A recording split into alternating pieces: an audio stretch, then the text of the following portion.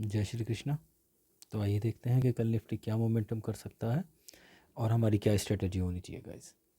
आइए बात करते हैं गाइस। देखिए, निफ्टी आज जब ओपन हुआ तो ओपन होने के बाद उसने पहली 15 मिनट की कैंडल जो थी वो ये बनाई थी, और ये जो कैंडल है इस कैंडल को वाइज, ये जो इस तरह की जो कैंडल होती है इस कैंडल को दरअसल मैं अनडिसाइसिव कैंडल बोलता हूँ।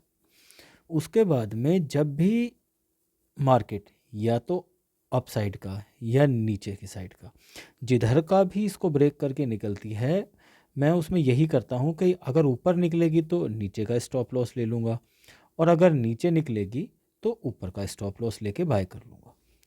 और आज भी इसने यही किया कि मार्केट ने जैसे ही इस कैंडल को ब्रेक किया, इस कैंडल को ब्रेक किया, ब्रेक करने के बाद में ये ऊपर निकल गई, और ऊपर निकल के ये एक जोन में ही ट्रैवल करती रही।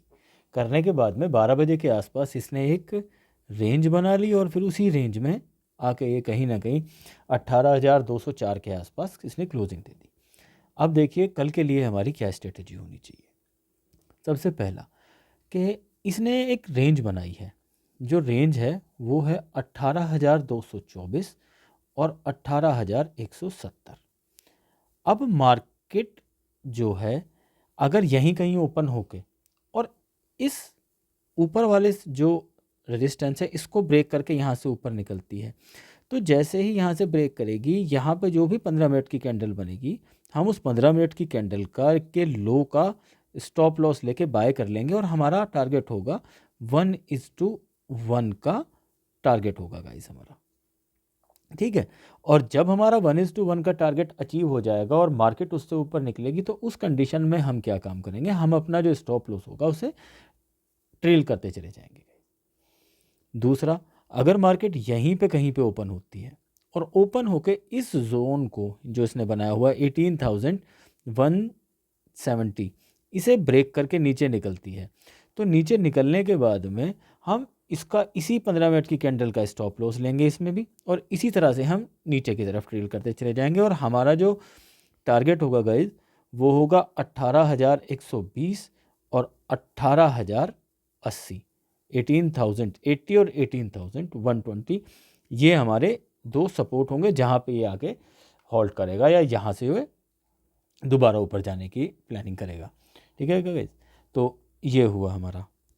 दूसरा गाइज, अगर कल मार्केट हमारा आज का जो जोन बना हुआ है, मार्केट ने अगर इस जोन से ऊपर गैप अप ओपन कर दिया यहाँ पे कहीं, अगर मार्केट गैप अप ओपन करता है तो गैप अप ओपन करने के बाद में इमेजिन कीजिए मार्केट ने 18,270 गैप अप ओपन कर दिया, तो ध्यान रखने वाली बात यह है कि ऊपर मार्केट का जो रेजिस्टेंस है, मार्केट का रेजिस्टेंस है 18,300 के पास में। तो या तो बेस्ट स्ट्रेटजी ये होगी कि हम एक मार्केट यहाँ पे ओपन हो और ऊपर जाए, तो ऊपर जाके हम 18,300 का स्टॉप लॉस लेके और यहाँ से मार्केट को शॉर्ट करें, या तो ये बेस्ट स्ट्रेटजी रहेगी। या फिर मार्केट का हम वेट करें नीचे आने का। अगर मार्केट नीचे आती है और 18,220 के आसपास हमें दिखता है, तो हम यहाँ पे 18,220 का स्टॉप लॉस लेके इसे बाय कर सकते हैं 18,300 के टारगेट के लिए। तो गैप अप के केस में हमारी ये स्ट्रेटजी होनी चाहिए। तीसरा, अगर मार्केट गैप डाउन ओपन हो जाती है, अगर गाइज मार्केट 18,170 के आसपास कहीं गैप डाउन ओपन हो जाता है, तो हमें क्या करना चाहिए कि हमें यहाँ पे या तो वेट करना चाहिए कि मार्केट को हम थोड़ा सा वॉच करेंगे कि मार्केट प्राइस एक्शन ऊपर की तरफ बना रही है या नीचे की तरफ बना रही है। अगर मार्केट यहाँ से नीचे की तरफ बनाती है तो गाइज हम वेट करेंगे 18,120 के आने का। अगर मार्केट जब हमें 18,120 दिखेगी तो हम वहाँ पे मार्केट को बाय करने का प्लान कर सकते हैं गाइज। और बाय भी गाइज थोड़ा सा कम उसमें करना, क्योंकि यहाँ पे जो मेन जो सपोर्ट बनेगी इसके बाद गाइज 18,080 है।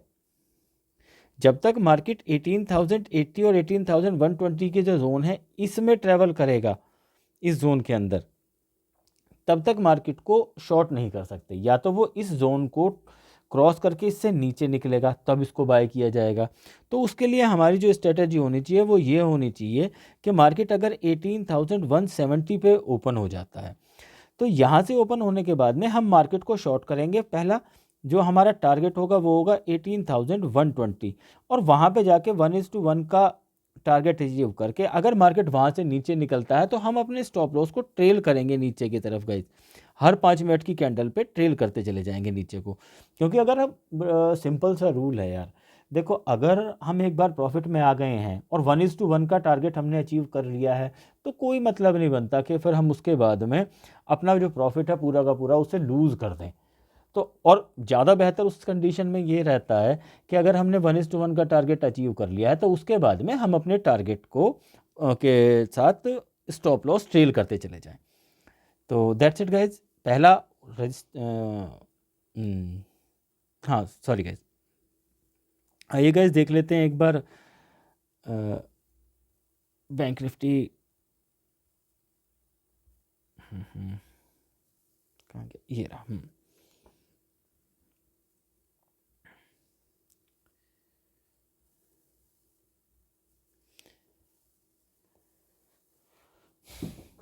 देखिए गाइज बैंक निफ्टी ने क्या किया,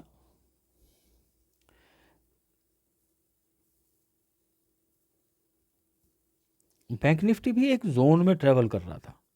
ये एक जोन था, यहाँ पे एक ट्रेंड था, इस ट्रेंड में इसने ट्रेवल किया और ट्रेंड में ट्रेवल करने के बाद में अब ये होल्ड लिया है इसने एक यहाँ पे। तो जनरली देखा यह जाता है कि जब भी मार्केट अप ट्रेंड में ट्रेवल करता है और उसके बाद एक हॉल्ट लेता है तो हॉल्ट लेने के बाद मोस्ट प्रोबेबली चांसेस ये रहते हैं कि मार्केट दोबारा से फिर एक अप मूव करेगा।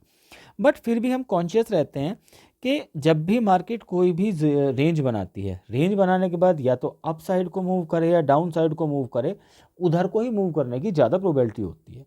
तो आइए बात करते हैं कि कल के लिए फिर क्या होना चाहिए।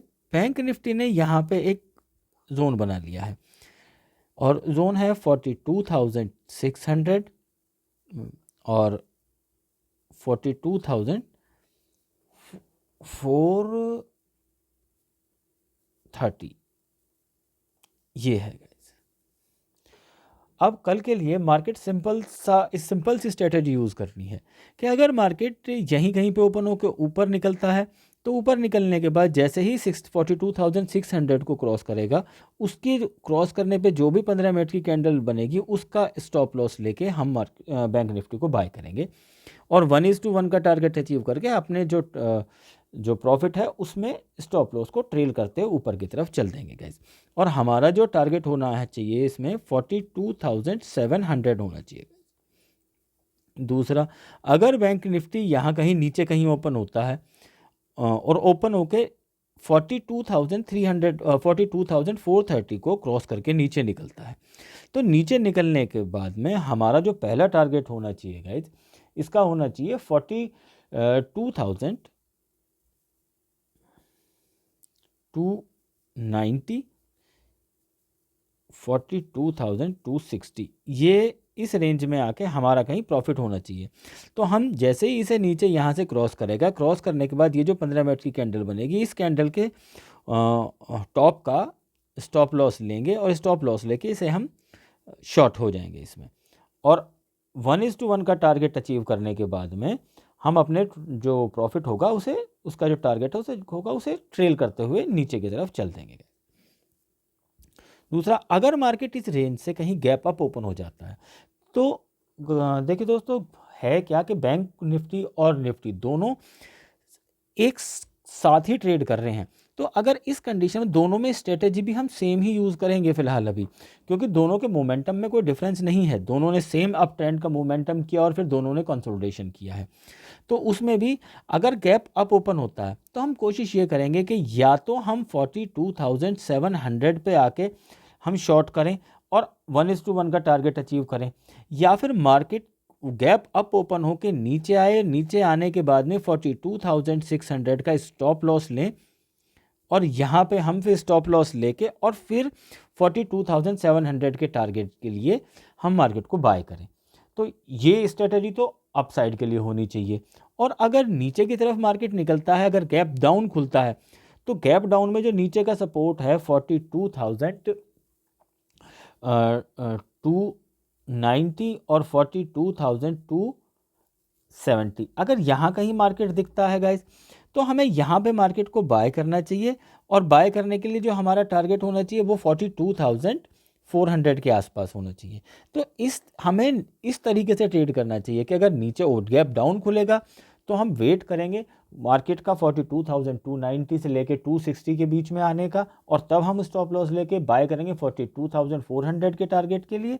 अगर गैप अप ओपन होता है तो गैप अप ओपन होने के बाद में हम थोड़ा वेट करेंगे कि या तो 42,700 दिखे या फिर मार्केट 42,600 दिखे। तो गाइज ये हमारी स्ट्रेटजी होनी चाहिए। That's it guys.